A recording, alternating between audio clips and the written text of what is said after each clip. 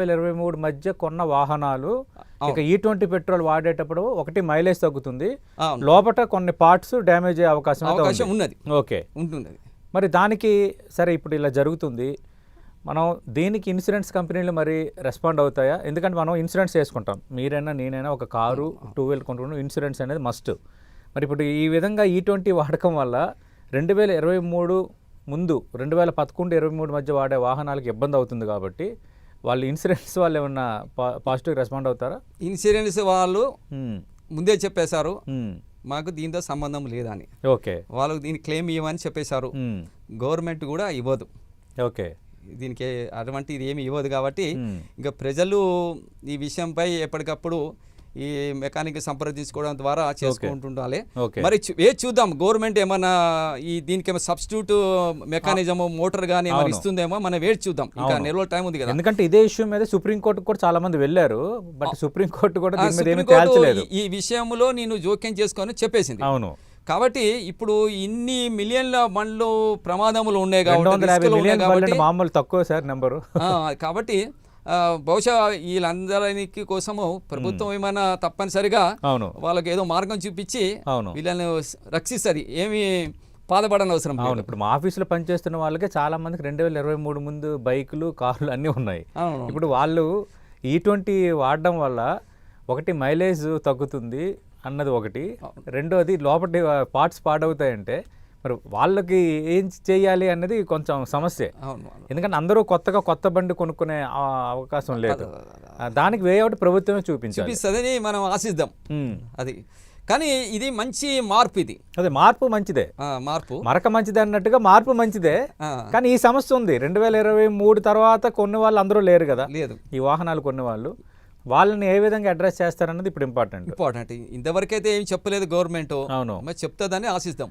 Okay, అంటే ఇప్పుడు మీరు అంటున్నారు కదా మెకానిక్ దగ్గరికి వెళ్ళి చూపించుకోవచ్చు అని, అంటే మెకానిక్స్ కొంచెం దాన్ని ఏమైనా అడ్జస్ట్ చేయగలరా దీనికి తగ్గట్టుగా? అంటే ఇప్పుడు ప్లాస్టిక్ పార్ట్స్ కనుక ఖరాబ్ అయితే కొత్తది వేసుకోవడమే, అంతగానే ఏం చేసేది ఏముంటుంది దాంట్లో. అవును, అది అంతగానే వేరే కొత్తగా చేసేది ఏముంటుంది. రెండోది హైదరాబాద్ లాంటి నగరాల్లో ఈ ట్రాఫిక్ వల్ల ఆల్రెడీ మైలేజ్ తక్కువ వస్తున్నాయి, అటు 2 వీలర్స్ కానీ 4 వీలర్స్ కానీ.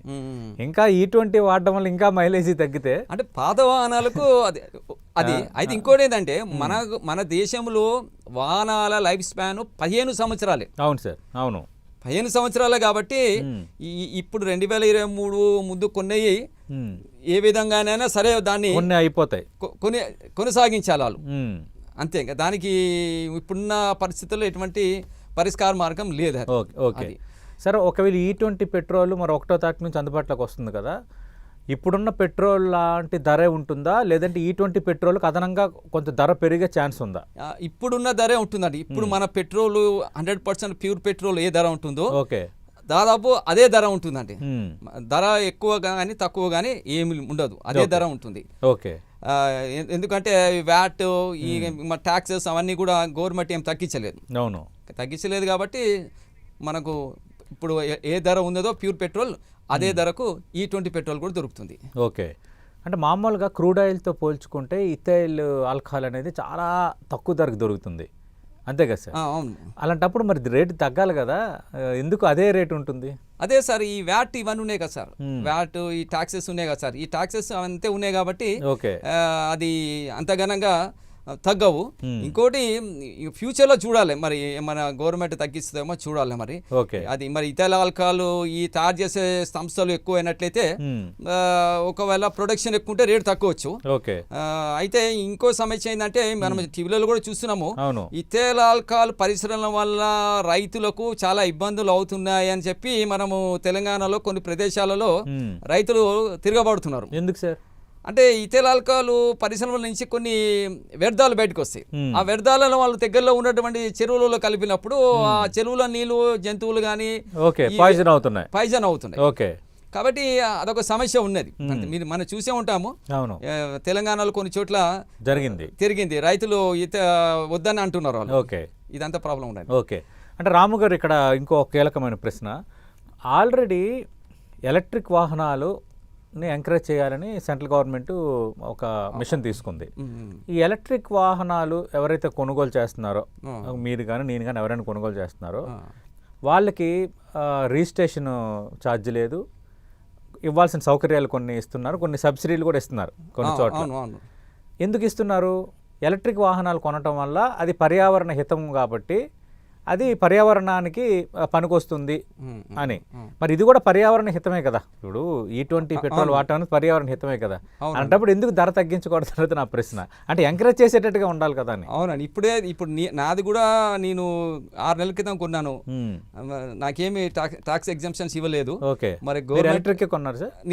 నేను ఇదే కొన్నాను, E20 కొన్నాను. E20 కొన్నాను, ఏమి తగ్గించలేదు. మరి భవిష్యత్తులో ఏమో తగ్గిస్తుందేమో చూద్దాము.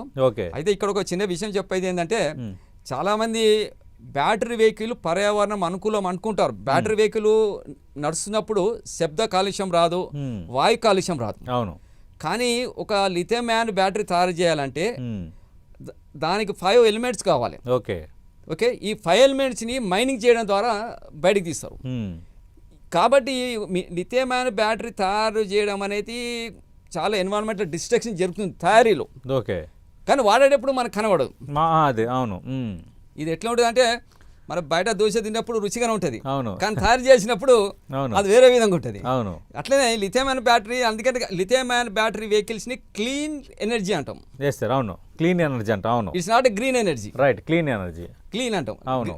గ్రీన్ అంటే ఇంత మొత్తం అవును, మ్యానుఫ్యాక్చర్ నుంచి దాని డిస్పోజల్ వరకు మొత్తం ఎన్విరాన్మెంటల్ ఫ్రెండ్లీ ఉంటే దాన్ని గ్రీన్ అంటాం. ఓకే, ఇది మ్యానుఫ్యాక్చరింగ్ అనేది కొద్దిగా పర్యావరణానికి హాని కలిగి, ఎందుకంటే మైనింగ్ చేయాలి, దానికి కావాల్సిన 5 ఎలిమెంట్స్.